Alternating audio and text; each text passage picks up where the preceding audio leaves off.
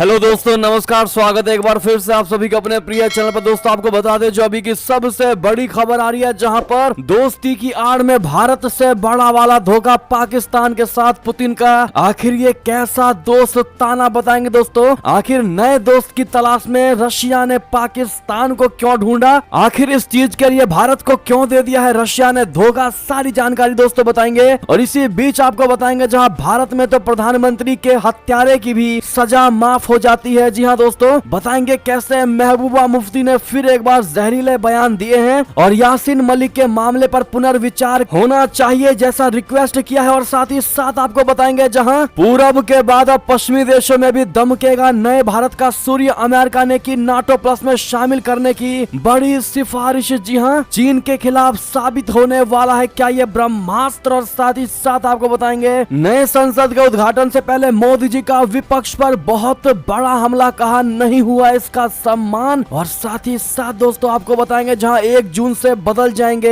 ये कई अहम नियम जो आपकी जेब पर डालेंगे असर, सारी जानकारियां बताएंगे। तो बने रहेगा वीडियो के अंत तक। और अभी खबरों में आगे बढ़ने से पहले हमेशा की तरह अपने भारत देश और भारतीय सेनाओं का दिल से समर्थन करते हैं तो वीडियो को लाइक करके, चैनल को सब्सक्राइब करके, बेल आइकन दबा के कमेंट में जय हिंद जय भारत जरूर कहिएगा। बात करते हैं पहली और सबसे बड़ी खबर की, जहां दोस्ती की आड़ में भारत से धोखा पाकिस्तान के साथ पुतिन का। आखिर ये कैसा दोस्ताना। गले तक कर्ज में डूबे पाकिस्तान की मौजूदा स्थिति के बारे में जग जाहिर है। उधर पश्चिमी देशों की तरफ से प्रतिबंध झेल रहे रशिया ने अपने लिए अब नया ग्राहक तलाश करना शुरू कर दिया है। यूक्रेन के साथ चल रहे युद्ध ने रशिया की अर्थव्यवस्था की कमर तोड़ कर रख दी है। ऐसे में अपने नए देशों के साथ व्यापारिक सहयोग बढ़ाना रशिया का लक्ष्य हो गया है। पाकिस्तान की गिरती हुई अर्थव्यवस्था पर तरस खाकर रशिया ने वाणिज्यिक सामना से भरा एक मालवाहक जहाज पाकिस्तान भेजा है। ये जहाज 21 दिनों में रशिया से कराची बंदरगाह पहुंचा है। रूसी मालवाहक जहाज क्रिस्टल सेंट पीटर्सबर्ग पहली बार वाणिज्यिक सामान लेकर कराची पहुंचा है। इस दौरान पाकिस्तान की उतावलापन देखने को मिला। जी हां, पाकिस्तान के समुद्री मामलों के मंत्री फैसल सब्जवारी के साथ अध्यक्ष रजा जैदी ने रूसी महावाणिज्य दूत एंड्री विक्टरोविच फेडोरोव का बंदरगाह पर जहाज का स्वागत किया। इस अवसर पर फैसल सब्जवारी ने इसे सरकार की ऐतिहासिक उपलब्धि करार दिया और कहा कि यह पाकिस्तान के व्यापार को रूसी बाजार तक सीधी पहुंच प्रदान करेगा और इस स्थिति से व्यापार संबंधों को भी बढ़ावा मिलेगा। ऐसे में सबसे बड़ा सवाल आपके मन में यही होगा कि क्या भारत को है इससे कोई बड़ा खतरा। तो आपको बता दें, पाकिस्तान और चाइना के साथ बढ़ती रशिया की दोस्ती को भारत के लिए भविष्य में समस्या पैदा न हो, इसके लिए भारत को पहले से ही सजग रहना होगा। हालांकि मौजूदा दौर की वैश्विक कूटनीति में कोई किसी का स्थायी दोस्त या दुश्मन नहीं होता है। कर्ज में डूबे पाकिस्तान को उसके अवाम की भूख मिटाना मुश्किल हो रहा है। ऐसे में पाकिस्तान का रशिया की तरफ उम्मीदों से देखने को वक्त की आवश्यकता कहा जा सकता है। वहीं रशिया के लिए भी अपनी अर्थव्यवस्था के सुधार में नए व्यापारिक रिश्ते बनाना एक अहम लक्ष्य हो गया है। हालांकि पाकिस्तान और रशिया के बीच ऐसी व्यापार नीति से शायद ही भारत पर किसी तरह की कोई आंच आए, लेकिन लगातार अगर रशिया का झुकाव पाकिस्तान की रहा तो कहीं ना कहीं भारत के साथ संबंध में खटास जरूर पड़ सकता है। और ऐसे में उस खटास को और बढ़ाने में चाइना घी का काम कर सकता है। ऐसे में अब आपकी जो भी इस पर राय हो दोस्तों, लेकिन भारत के सरकार को इस पर चौकन्ना जरूर रहना होगा। ऐसे में आपकी जो भी राय हो बताइएगा। जरूर चलते हैं अगली बड़ी खबर की तरफ, जहां यासीन मलिक के मामले पर पुनर्विचार होना चाहिए। महबूबा मुफ्ती ने कहा भारत में तो प्रधानमंत्री के हत्यारे की भी सजाएं माफ हो जाती हैं, तो यासीन मलिक की क्यों नहीं। जी हां, पीपुल्स डेमोक्रेटिक पार्टी के अध्यक्ष महबूबा मुफ्ती ने शनिवार को फिर एक बार केंद्र पर निशाना साधने की कोशिश की। शनिवार को कहा कि Jammu and Kashmir liberation front के प्रमुख यासीन मलिक के मामले की समीक्षा और पुनर्विचार अवश्य किया जाना चाहिए, क्योंकि भारत जैसे लोकतांत्रिक देश में एक प्रधानमंत्री के हत्यारे की भी सजा माफ कर दी जाती है। राष्ट्रीय अन्वेषण अभिकरण यानी NIA द्वारा अलगाववादी नेता मलिक को मौत की सजा सुनाए जाने का अदालत से अनुरोध किए जाने के बाद महबूबा की यह टिप्पणी आई है। मलिक को आतंकवाद के वित्त पोषण के एक मामले में पिछले साल दिल्ली की एक निचली अदालत ने उम्र कैद की सजा सुनाई थी। महबूबा ने अपने पार्टी के पूर्व नेता अल्ताफ बुखारी की भी आलोचना करते हुए कहा कि जो लोग मलिक को फांसी दिए जाने की मांग कर रहे हैं वे हमारे सामूहिक अधिकारों के लिए एक गंभीर खतरा है। अपनी पार्टी के प्रमुख बुखारी ने कहा है कि देश की सुरक्षा को खतरा पैदा करने का प्रयास करने वालों के खिलाफ प्रतिरोधक उपाय किए जाने चाहिए। जी हां, महबूबा ने ट्विटर पर कहा, दोस्तों आप ट्वीट देख पा रहे होंगे, कि भारत जैसे लोकतांत्रिक देश में जहां प्रधानमंत्री के हत्यारे तक की सजा माफ कर दी जाती है, वहां यासीन मलिक जैसे राजनीतिक कैदी के मामले की अवश्य समीक्षा और पुनर्विचार किया जाना चाहिए। बहरहाल दोस्तों, अगर आप भी मानते कि महबूबा मुफ्ती यासीन मलिक के मामले में रिक्वेस्ट कर सकती है, लेकिन जिस प्रकार से बयान दिया जा रहा है कि प्रधानमंत्री के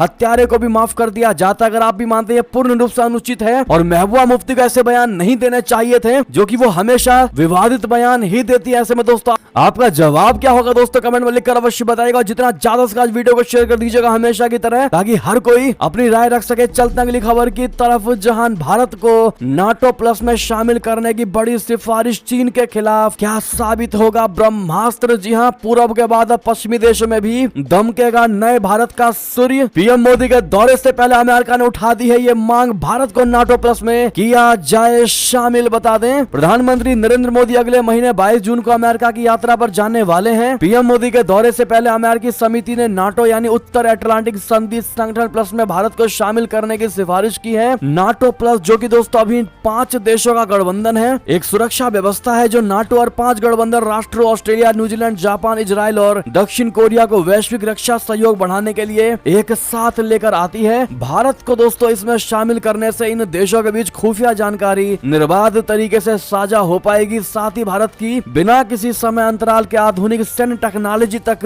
पहुंच बन सकेगी। जी हां, बता दें, भारत और अमेरिका की दोस्ती पिछले कुछ साल में बहुत ज्यादा मजबूत हुई और इसका नतीजा व्यापार से लेकर रणनीतिक क्षेत्र में देखने को भी मिला है। दोनों देश रक्षा क्षेत्र में करीब आए हैं और इसी कड़ी में अमेरिका में सिफारिश की गई है कि भारत को नाटो प्लस में शामिल किया जाए। दरअसल प्रधानमंत्री नरेंद्र मोदी जी अगले महीने अमेरिका के दौरे पर जाने वाले हैं और उससे पहले अमेरिका ने जो ये मांग उठा दी है दोस्तों, जो वो वाकई में ऐतिहासिक होने वाला और प्रधानमंत्री नरेंद्र मोदी जी के दौरे को और ज्यादा लुभावना और ज्यादा रोचक बना देगी। ऐसे में अगर आप भी मानते हैं कि अमेरिका ने वाकई में बहुत अच्छी मांग उठाई है और भारत के लिए ये ऐतिहासिक फायदा होने वाला है, तो कमेंट में थैंक यू अमेरिका जरूर कहिएगा, क्योंकि जो भारत के लिए अच्छा करेगा उसके लिए थैंक यू कहना तो बनता ही। और साथ ही साथ मोदी है तो मुमकिन है जरूर कह दीजिएगा। बात करते हैं दोस्तों अगली बड़ी खबर की, जहां पाकिस्तान में बड़ा ही आत्मघाती विस्फोट, मारे गए सुरक्षा बल के 2 जवान, 19 लोग हुए जख्मी। बता दें, अफगानिस्तान की सीमा से सटे उत्तर पश्चिमी पाकिस्तान में शनिवार को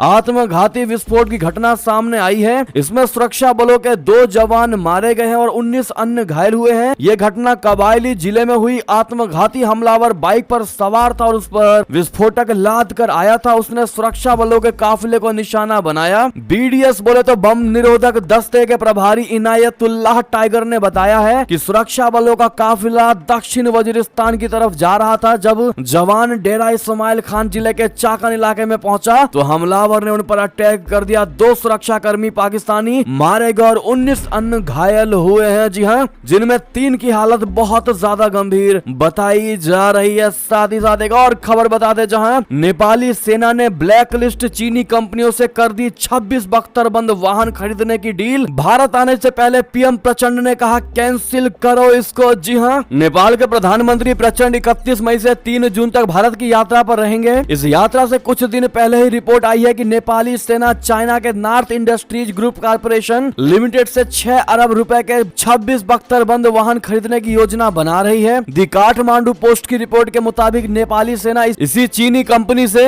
10,000 CQ राइफल्स भी खरीदने जा रही है। हैरानी की बात तो यह है कि नेपाली सेना जिन चीनी गाड़ियों को खरीद रही है वे भारतीय कंपनी की तुलना में कहीं ज्यादा महंगे हैं। इन बख्तरबंद वाहनों का उपयोग विभिन्न शांति अभियानों में तैनात नेपाली शांति सैनिकों द्वारा किया जाना है। इस रिपोर्ट के आने के बाद से हंगामा इसलिए भी मचा हुआ है क्योंकि नोरिनको नामक इस चीनी कंपनी को अमेरिका सरकार ने ब्लैक लिस्ट कर रखा है। जी हां, इससे पहले नेपाली सेना को नेपाल सेना कल्याण कोष के माध्यम से चीन से 26 APC मिलने वाला था और इस पर निर्णय तब लिया गया था जब शेर बहादुर देउवा प्रधानमंत्री थे और रक्षा मंत्रालय की देखरेख भी कर रहे थे। जी हां, अब ऐसे में नेपाली प्रधानमंत्री प्रचंड ने इस डील को तुरंत कैंसिल करने के लिए कहा है, क्योंकि ये भारत के लिए बहुत बड़े खतरे के रूप में भी देखा जा रहा है। और ऐसे में नेपाली पीएम 31 मई से 3 जून तक भारत में ही रहने वाले और ऐसे में वो भारत आने से पहले कोई भी भारत के खिलाफ डील नहीं करने वाले। और ऐसे में आपको बता दें कि भारत आकर उनका क्या क्या प्रोग्राम रहने वाला है, जहां 4 दिनों की यात्रा पर पीएम प्रचंड भारत के कई शहरों का दौरा करेंगे। आधिकारिक दौरे पर आ रहे प्रचंड मध्य प्रदेश के उज्जैन और इंदौर भी जाएंगे। प्रधानमंत्री नरेंद्र मोदी ने उन्हें भारत आने का न्योता दिया है। वो 31 मई से 3 जून तक भारत में ही रहेंगे। भारतीय विदेश मंत्रालय ने बताया है कि पीएम प्रचंड राष्ट्रपति द्रौपदी मुर्मू, उपराष्ट्रपति जगदीप धनखड़ और प्रधानमंत्री नरेंद्र मोदी से मुलाकात करेंगे। अपनी भारत यात्रा के दौरान वो उज्जैन और इंदौर जाएंगे। एक उच्च स्तरीय प्रतिनिधि मंडल भी पीएम प्रचंड दहल के साथ होगी। इस दौरान दोनों नेताओं यानी पीएम प्रचंड और भारत के पीएम नरेंद्र मोदी के बीच द्विपक्षीय मुद्दों पर खास चर्चाएं भी होंगी। जी हां, ऐसे में बात करें अगली बड़ी खबर की, जहां ताइवान के नजदीक आखिर क्या कर रही चीनी एयरक्राफ्ट कैरियर। 33 लड़ाकू विमानों की घुसपैठ से बढ़ गई टेंशन। बता दे चाइना और ताइवान में जारी तनाव लगातार बढ़ता जा रहा है। हाल ही में चीनी नौसेना पीएलए नेवी के एयरक्राफ्ट कैरियर शेडोंग को ताइवान के नजदीक देखा गया है। ये घटना ताइवान को अमेरिकी स्ट्रिंगर मिसाइलों के डिलीवरी के ठीक बाद हुई है। चीनी एयरक्राफ्ट कैरियर अपने पूरे बैटल ग्रुप के साथ ताइवान जलडमरू मध्य से होता हुआ दक्षिण चीन सागर की ओर रवाना हुआ। इस दौरान चीनी युद्धपोतों ने ताइवानी जल सीमा का भी अतिक्रमण किया। विशेषज्ञों ने इसे ताइवान के लिए चेतावनी करार दिया है। जी हाँ, चीन शुरू से ही ताइवान पर अपना दावा करता है और बलपूर्वक उसको मिलाने की धमकी भी देता है। पिछले एक साल से ताइवान के नजदीक चीनी नौसेना और वायुसेना की आक्रामक गतिविधियां कई गुना बढ़ गई है। जी हाँ, ताइवानी रक्षा मंत्रालय ने बताया है कि पीपुल्स लिबरेशन आर्मी नेवी के एयरक्राफ्ट कैरियर शेडोंग को कई युद्धपोतों के साथ जाते हुए देखा गया है। ये युद्धपोत ताइवानी जल डमरू मध्य के पश्चिमी किनारे के साथ उत्तर की ओर बढ़ रहे हैं। साथ ही साथ दोस्तों अगली खबर बता दे, जहां पाकिस्तान सरकार से बातचीत को गिड़गिड़ा रहे इमरान खान। क्या लड़ने से पहले ही टेक दिए इमरान खान ने घुटने। पाकिस्तान के पूर्व प्रधानमंत्री और पाकिस्तानी तहरीक इंसाफ यानी पीटीआई के अध्यक्ष इमरान खान ने शुक्रवार को सरकार से तत्काल बातचीत की अपील की है। पाकिस्तान स्थित द एक्सप्रेस ट्रिब्यून अखबार ने बताया है कि इमरान खान ने यह अपील तब की है जब पिछले कई दिनों से शहबाज सरकार और आर्मी इमरान व उनके समर्थकों के बीच हमलावर है। कई दर्जनों पीटीआई के वरिष्ठ नेताओं ने सरकार के दबाव के बीच इमरान खान का साथ छोड़ दिया है, जबकि 9 मई को हुई हिंसक घटना के लिए बड़ी संख्या में पीटीआई समर्थकों को गिरफ्तार किया जा चुका है। पिछले कई दिनों से इमरान खान पाकिस्तान सरकार पर जमकर निशाना साध रहे थे, लेकिन अब तुरंत बातचीत की मांग करने से सवाल खड़े हो रहे हैं कि क्या उन्होंने शहबाज सरकार और आर्मी के खिलाफ घुटने टेक दिए हैं। दी एक्सप्रेस ट्रिब्यून के अनुसार इमरान खान ने यूट्यूब पर लाइव टॉक में कहा कि मैं बातचीत के लिए अपील करना चाहता हूं, क्योंकि वर्तमान में जो हो रहा है वो समाधान नहीं है। पाकिस्तान के दशकों में अपने सबसे खराब आर्थिक संकट का सामना करने के कारण राजनीतिक अशांति और बिगड़ गई है। मुद्रास्फीति रिकॉर्ड ऊंचाई पर थी, आर्थिक विकास कमजोर था और IMF पाकिस्तान को कर्ज देने में आनाकानी कर रहा था। इस बीच इमरान खान और पाकिस्तान सरकार के बीच विवाद बढ़ गया और कोर्ट से उनकी गिरफ्तारी कर ली गई। इसके बाद कई सैन्य प्रतिष्ठानों पर पीटीआई के समर्थकों ने हमला बोल दिया था। इतना ही नहीं दोस्तों, पाकिस्तान के गद्दारों को मारो, इमरान खान पर जूते क्यों बरसा रहे पाकिस्तानी, लगाया वॉल ऑफ शेम। जी हाँ, पाकिस्तान के विभिन्न शहरों में वॉल ऑफ शेम लगाई गई है, जिसमें इमरान खान और उनकी पार्टी के नेताओं की तस्वीर लगाई गई है। और इसमें 9 मई को पाकिस्तानी सेना के कोर कमांडर के घर पर हमले को लेकर इमरान खान और उनके समर्थकों पर निशाना साधा गया है। रावलपिंडी में लगाए गए एक ऐसे ही पोस्टर पर पीएम शहबाज शरीफ की पार्टी के कार्यकर्ताओं ने जूते भी मारे। जी हाँ, साथ ही साथ सत्तारूढ़ PMLN के कार्यकर्ता ये कह रहे हैं कि पाकिस्तान के गद्दारों को मारो। इस बीच पाकिस्तान सरकार ने पाकिस्तानी तहरीक इंसाफ के 9 नेताओं के राजनयिक पासपोर्ट भी रद्द कर दिए हैं। जी हाँ, साथ ही साथ दोस्तों बात करते हैं अगली बड़ी खबर की, जहां ग्लोबल रैंकिंग एजेंसियों के खिलाफ भारत का सबसे बड़ा प्लान एजेंडा चलाने वाली फर्मों पर कसेगी नकेल। जी हाँ, कई ऐसी ग्लोबल रैंकिंग एजेंसियां हैं जो अलग अलग मुद्दों पर अपनी खोजबीन रिपोर्ट के आधार पर देशों की लिस्ट जारी करती है, जिसमें कई ऐसे फर्म भी होते हैं जो एजेंडे के तहत अपनी रैंकिंग में भारत को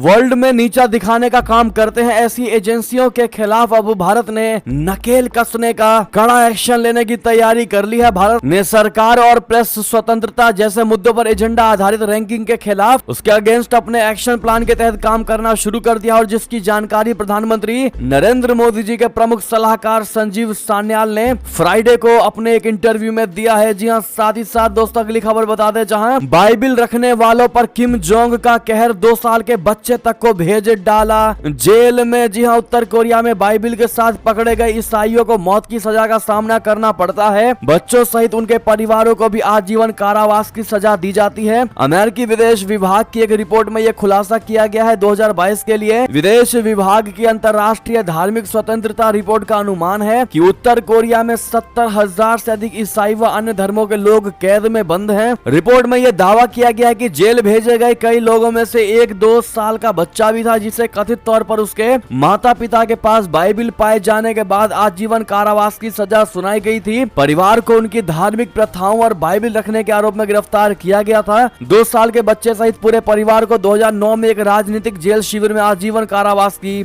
सजा सुनाई गई थी। साथ ही साथ एक और खबर बता दें, जहां प्रधानमंत्री नरेंद्र मोदी के 9 साल विदेश में धमक, बढ़ती इकोनॉमी, इंफ्रास्ट्रक्चर, मोदी के नेतृत्व में भारत कैसे बन गया विश्व गुरु। बता दें, हमने और आपने कई बार ये सुना होगा कि 21वीं सदी भारत की है। भारत के सामने कई बड़ी चुनौतियां थी, इससे निपटना बेहद जरूरी था। भारत में गरीबी, अशिक्षा, इंफ्रास्ट्रक्चर, मेडिकल, स्पेस साइंस सहित कई क्षेत्र हैं जहां पर भारत मात खा रहा था। हम हथियारों के लिए दुनिया के ताकतवर मुल्कों पर आश्रित थे। ऐसा नहीं है कि आज हमने विदेशों से हथियार खरीदना पूर्ण रूप से बंद कर दिया, मगर अब हम खुद भी हथियार बनाने लगे हैं। सिर्फ बनाने से अपने लिए ही नहीं बल्कि अब हम निर्यात भी करने लगे हैं। 2022-23 में भारत ने 16,000 करोड़ रक्षा निर्यात किया। भारत 85 देशों को हथियार निर्यात कर रहा है, एक्सपोर्ट कर रहा है। ये बताता है कि भारत की अब क्षमता क्या है। जी हाँ, पीएम मोदी की सरकार के 9 साल पूरे हो गए हैं। 2014 में जब सरकार बनी थी तो लोगों की बहुत सारी आशाएं थी, जाहिर है वो सब पूरी नहीं हुई, मगर भारत की छवि विदेश में विश्व गुरु वाली हो गई है। अमेरिका हो, रशिया हो या फिर यूरोप के देश आज भारत के हाथों हाथ ले रहे हैं। ऑस्ट्रेलिया के पीएम मोदी को बॉस कहकर बुलाते हैं। अमेरिकी राष्ट्रपति पीएम मोदी से ऑटोग्राफ मांगते हैं। पापुआ न्यू गिनी के राष्ट्राध्यक्ष पीएम मोदी के पैर छूते हैं। क्या किसी और नेताओं के साथ ऐसा होते हुए आपने आज तक देखा है दोस्तों? जाहिर तौर पर बिल्कुल नहीं देखा होगा जो मोदी जी के साथ होता नजर आ रहा है। ऐसे में प्रधानमंत्री नरेंद्र मोदी जी के सरकार में 9 साल के लिए पीएम मोदी जी को कांग्रेचुलेशन कमेंट में भारी मात्रा में कहिएगा। इस वीडियो को शेयर जरूर करिएगा दोस्तों। साथ ही साथ 9 साल पूरे होने पर पीएम मोदी जी के लिए 5 अच्छी बातें कमेंट में जरूर लिखिएगा। अगर हम आपसे पूछे कि प्रधानमंत्री नरेंद्र मोदी जी के बारे में आप लोग क्या जानते हैं तो क्या बताएंगे दोस्तों? और साथ ही साथ उनके कार्य से आप खुश है तो वीडियो को लाइक जरूर कर दीजिएगा। चलते हैं अगली खबर की तरफ, जहां अर्दोआन की होगी वापसी या कमाल क्लिकदारोग्लू बनेंगे नए राष्ट्रपति। तुर्की को लेकर पोल में चौंकाने वाला खुलासा। बता दें, तुर्की के राष्ट्रपति पद की दौड़ में मौजूदा राष्ट्रपति रेसेप तैयब एर्दोआन और प्रतिद्वंदी कमाल क्लिकदारोग्लू अपनी दावेदारी पेश कर रहे हैं। दोनों ने अपना प्रचार प्रसार जोर शोर के साथ किया है। एक दूसरे पर आरोप प्रत्यारोप भी देखने को मिले हैं। ऐसे में 28 मई को यानी आज अब राष्ट्रपति पद के लिए रन ऑफ इलेक्शन यानी निर्णायक मुकाबला होगा, क्योंकि इससे पहले 14 मई रविवार को हुए चुनाव में राष्ट्रपति रेसेप तैयब एर्दोआन और उनके प्रतिद्वंदी कमाल क्लिकदारोग्लू में से किसी को भी आधे से अधिक वोट हासिल नहीं हुए। बहरहाल इस बीच पॉलिटिको ने अपनी एक रिपोर्ट में दावा किया है कि तुर्की की 51% जनता ये चाहती है कि रेसेप तैयब एर्दोगान फिर से एक बार देश के राष्ट्रपति बने, तो वहीं 49% लोग चाहते हैं कि कमाल क्लिकदारोग्लू को मौका मिलना चाहिए। दरअसल ये आंकड़े रविवार को होने वाले निर्णायक चुनाव से पहले बेहद महत्वपूर्ण हो जाते हैं। लेकिन दोस्तों, भारत की जनता ऐसे में क्या चाहती है तुर्की को लेकर बताइएगा जरूर, क्योंकि जो करंट की सरकार है एर्दोगान की सरकार, उसने भारत के खिलाफ बहुत सारे एक्शन लिए हैं और कश्मीर पर भी पाकिस्तान का साथ दिया है और G20 में भी शामिल नहीं हुआ। ऐसे में इन मुद्दों को ध्यान में रखते हुए आपकी क्या राय होगी कमेंट में जरूर बताइएगा। चलते हैं अगली खबर की तरफ, जहां सेंगोल को बताया गया छड़ी नहीं हुआ सम्मान। नई संसद के उद्घाटन से पहले मोदी जी ने कल कर दिया बहुत बड़ा हमला। जी हां, प्रधानमंत्री नरेंद्र मोदी ने नए संसद भवन में सेंगोल को स्थापित करने से पहले अधिनम महंतों का आशीर्वाद लेते हुए संबोधित किया। इस दौरान पीएम मोदी ने कहा कि तमिल परंपरा में शासन चलाने वाले को सेंगोल दिया जाता था। सेंगोल इस बात का प्रतीक था कि उसे धारण करने वाले व्यक्ति पर देश के कल्याण की जिम्मेदारी है और वो कभी कर्तव्य के मार्ग से विचलित नहीं होगा। उन्होंने कहा कि सेंगोल को वॉकिंग स्टिक के रूप में आनंद भवन में रख दिया गया था। आपका ये सेवक और हमारी सरकार अब उस सेंगोल को आनंद भवन से निकाल कर लाई है। आज आजादी के उस प्रथम पल को नए संसद भवन में सेंगोल की स्थापना के समय हमें फिर से पुनर्जीवित करने का मौका मिला है। जी हाँ, पीएम मोदी ने कहा कि हमारे स्वतंत्रता संग्राम में तमिलनाडु की महत्वपूर्ण भूमिका रही है। भारत की आजादी में तमिल लोगों के योगदान को वो महत्व नहीं दिया गया जो दिया जाना चाहिए था। साथ ही साथ दोस्तों अगली बड़ी खबर बता दें इसी से जुड़ी, जहां नए संसद को लेकर नीतीश कुमार का बड़ा बयान। कहा क्या जरूरत थी नए संसद को बनाने की, जो शासन में है वो सारा इतिहास बदल देंगे, बोले सीएम नीतीश कुमार। जी हाँ, नए संसद भवन का उद्घाटन आज पीएम मोदी जी कर रहे हैं, जिसका पूरा विपक्ष बहिष्कार कर रहा है। इस बीच मुख्यमंत्री नीतीश कुमार ने कहा है कि संसद का नया भवन बनाने की कोई आवश्यकता ही नहीं थी। आजादी के समय जो भवन था उसी को और विकसित करना चाहिए था। अलग से नया बनाने का कोई मतलब नहीं है। देश के पुराने इतिहास को बदला जा रहा है। मुख्यमंत्री शनिवार को पटना में पहले प्रधानमंत्री पंडित जवाहरलाल नेहरू की पुण्यतिथि पर उन्हें श्रद्धांजलि देने के बाद पत्रकारों के सवालों का जवाब दे रहे थे। उन्होंने कहा कि देश के इतिहास को भुलाया नहीं जा सकता है, पुरानी चीजों को खत्म कर देने से इतिहास के बारे में कैसे पता चलेगा? आज कल जो शासन में है वे सारे इतिहास को बदल देंगे, आजादी की लड़ाई के इतिहास को भी बदल देंगे। देश का इतिहास बहुत ही आवश्यक है। रविवार को नए संसद भवन का उद्घाटन समारोह बेकार है, इसका कोई मतलब नहीं है। बाकी लोगों को भी हम कहेंगे कि इस बात को समझिए, देश में इतने दिनों से शासन चल रहा था लेकिन इसकी जरूरत नहीं महसूस की गई थी। इन लोगों को पूरा इतिहास बदलना है, इसलिए सभी चीजों को बदल रहे हैं। जी हाँ, बहरहाल दोस्तों, विपक्ष को नया संसद फूटी आंख भी नहीं सुहा रहा है। कहीं ना कहीं अगर आप भी मानते हैं कि विपक्ष को संसद से कोई दिक्कत नहीं, बल्कि प्रधानमंत्री नरेंद्र मोदी जी उसका उद्घाटन कर रहे हैं, उस चीज से दिक्कत है, तो दोस्तों कमेंट में आप लोग इसका क्या जवाब देना चाहेंगे? और कितने लोग खुश हैं कि प्रधानमंत्री नरेंद्र मोदी जी ही इस संसद का उद्घाटन कर रहे हैं, वो कमेंट में लिखकर अवश्य बताइएगा। और साथ ही साथ नया संसद आपको देखने में कैसा लगा दोस्तों, कमेंट में लिखकर अवश्य बताइएगा। साथ ही साथ एक और खबर की बात करते हैं, जहां नए संसद के उद्घाटन पर आखिर क्यों मांगी गई है टेम्परेरी जेल बनाने की मंजूरी? पहलवानों के प्रदर्शन से बहुत बड़ा कनेक्शन। जी हाँ, नए संसद भवन के उद्घाटन पर पुलिस को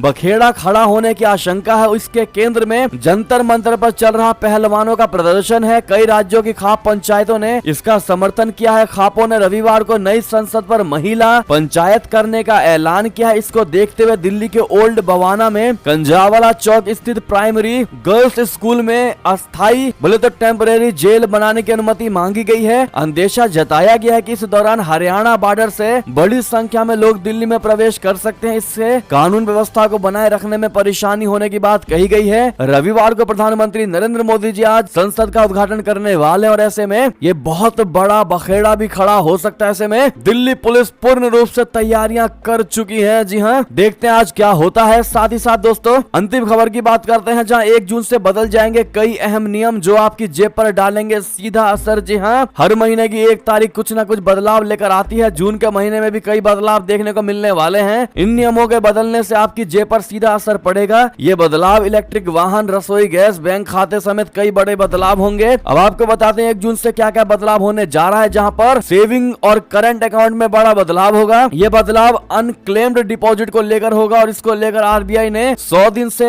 100 कैंपेन शुरू किया है। बैंकों को इस समय सीमा में बिना दावे वाली राशियों को सेटल करना होगा। बाकी दोस्तों सारी जानकारी आप स्क्रीन पर देख रहे हैं। हम टॉपिक आपको बता देते हैं, जैसे सीएनजी पीएनजी की कीमतों में बदलाव, गैस सिलेंडर की कीमतों में बदलाव, महंगे हो जाएंगे इलेक्ट्रिक 2 व्हीलर। जी हाँ, और कप सिरप का भी निर्यात। विदेश भेजने के पहले अपने उत्पादों का निर्धारित सरकारी प्रयोगशाला में परीक्षण कराना जरूरी होगा। इसके बाद ही कप सिरप के निर्यात करने की अनुमति मिलेगी। ऐसे में दोस्तों ये थे तक ये सारी बड़ी खबरें। आपको हमारी खबर कैसी लगी? आशा करता हूँ बहुत अच्छी लगी होगी। थोड़ी भी अच्छी लगी तो इस वीडियो को अभी अपने भाई बंधुओं में व्हाट्सएप, फेसबुक, ट्विटर के जरिए पूरे भारत में शेयर करना बिल्कुल मत भूलिएगा। और अभी कर दीजिए इस वीडियो को लाइक, चैनल को कर दीजिए सब्सक्राइब, बेल आइकन दबाइए, साथ ही कमेंट बॉक्स में लिख दीजिएगा जय हिंद, जय भारत। और यहाँ तक बने रहने के लिए बहुत बहुत धन्यवाद।